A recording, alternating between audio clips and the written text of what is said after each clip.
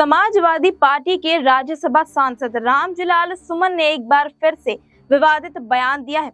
आगरा में एक सभा को संबोधित करते हुए उन्होंने करनी सेना को चेतावनी देते हुए कहा कि 19 अप्रैल को पार्टी अध्यक्ष अखिलेश यादव आगरा आ रहे हैं, जिसके बाद लड़ाई का मैदान तैयार होगा और दो हाथ होंगे।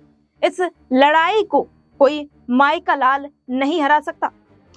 हाल ही में उन्होंने करनी सेना का फर्जी सेना कहा है और पूछा कि अगर मुसलमानों को बाबर का डीएनए है तो तुम्हारे अंदर किसका डीएनए है, ये बता दो।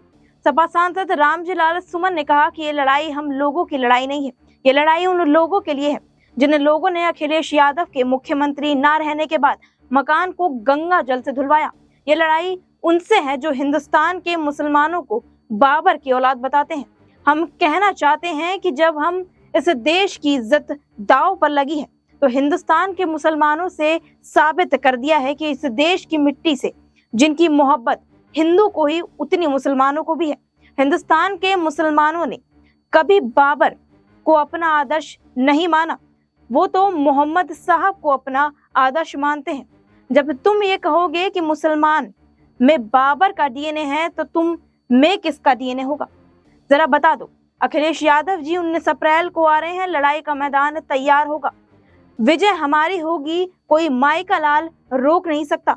उन्होंने कहा कि अगर तुम ये कहोगे कि हर मस्जिद के नीचे एक मंदिर है तो हमें ये कहना पड़ेगा कि हर मंदिर के नीचे एक बौद्ध मठ है। गड़े मुर्दे मत उखाड़ो, नहीं तो बहुत भारी पड़ेगा।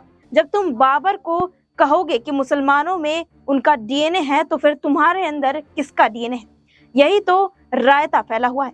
सपा सांसद ने कहा कि अब तक हमने थल सेना, वायु सेना, जल सेना सुनी होगी, फर्जी करनी सेना कहां से आ गई।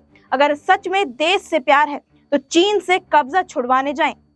अरुणाचल प्रदेश को चीन अपने नक्शे में दिखाता है, वहां जाकर लड़ाई करें, देश के भीतर नफरत फैलाना छोड़ें। आपको बता दें कि इससे पहले सपा सांसद ने राज्यसभा में अपनी बात रखते हुए राणा सांगा को लेकर विवादित बयान दिया था। हालांकि उनके इस बयान को राज्यसभा की कार्यवाही से हटा दिया गया, लेकिन इसे लेकर करनी सेना में जबरदस्त गुस्सा देखने को मिल रहा है। करनी सेना ने बीते शनिवार को राणा सांगा की जयंती पर आगरा में रक्त स्वाभिमान रैली की भी थी। इस दौरान भारी संख्या में लोग खुलेआम सड़कों पर तलवारें लहराते हुए तक दिखाई दिए थे। फिलहाल इस खबर में इतना ही। दुनिया देश की तमाम खबरों से जुड़े रहने के लिए बने रहिए हमारे साथ SPN9 न्यूज पर।